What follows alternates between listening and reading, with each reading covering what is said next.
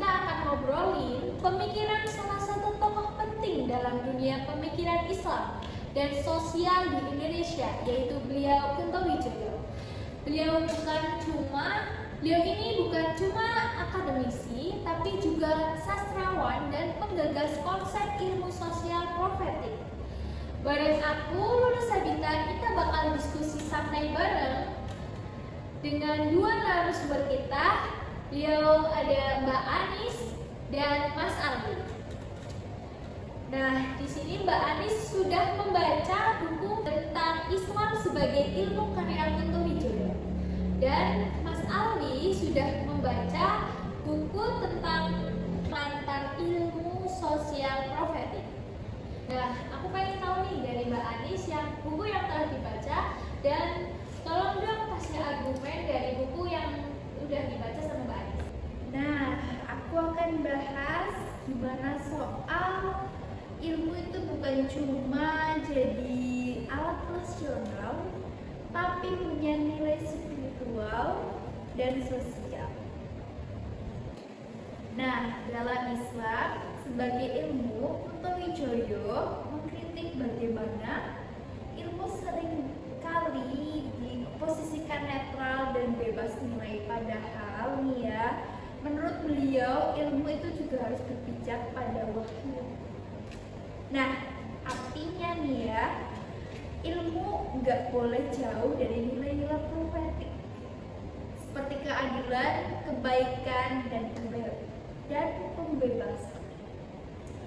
Nah, ini penting banget teman-teman. Di dunia pendidikan ini banyak dari kita belajar hanya untuk ujian, skripsi, IPK, tapi lupa bertanya, ilmu ini sebenarnya berdampak nggak sih sama masyarakat? Ilmu kita ini bermanfaat nggak sih sama masyarakat? Nah, bagi Kunto Wijoyo, ilmu itu harus berperilaku dan berpihak dan harus bisa membebaskan, bukan hanya sekedar untuk menumpuk teori di perpustakaan. Begitu, teman.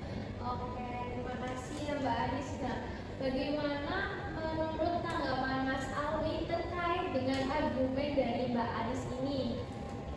Ya, kalau menurut pendapat saya, mungkin apa yang disampaikan oleh Mbak Anis itu betul sekali. Nah, menurut Kunto Wijoyo, kalau ilmu bersikap netral itu ilmu tidak bisa, ilmu itu mungkin bisa jadi alat kekuasaan saja. Nah, ilmu yang objektif itu bagus, tapi kalau dia diam terhadap ketidakadilan, maka akan memperkuat ketimpangan yang ada di Indonesia ini. Nah, di buku pengantar sosial profetik itu Kunto Wijoyo bilang ilmu itu harus jadi alat transformasi sosial. Nah, jadi bukan cuma mencatat kenyataan, tapi ikut mengubahnya.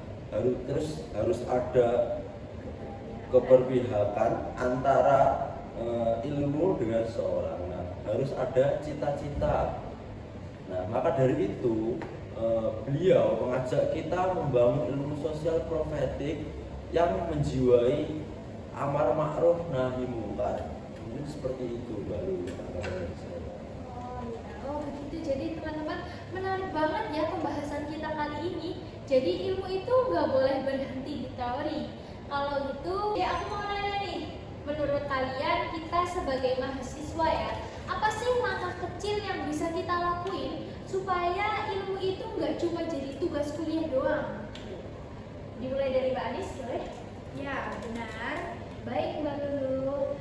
Nah, aku rasa bisa dimulai dari cara kita memaknai apa itu belajar.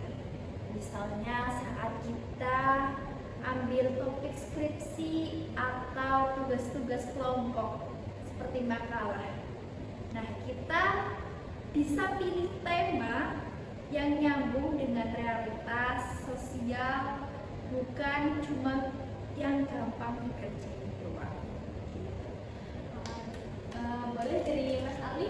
Nah, mungkin saya menambahi saja ya.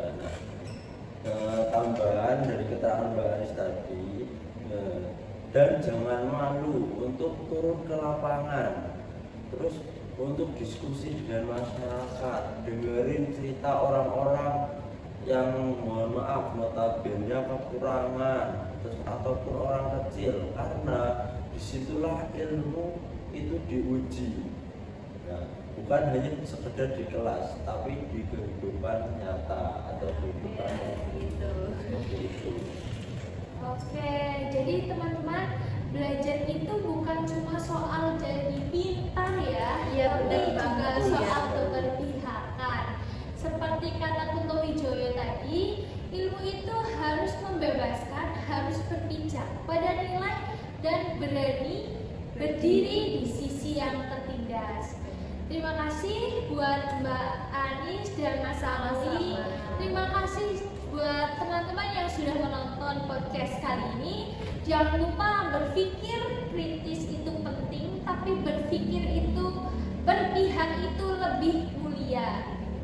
Terima kasih. Wassalamualaikum warahmatullahi wabarakatuh.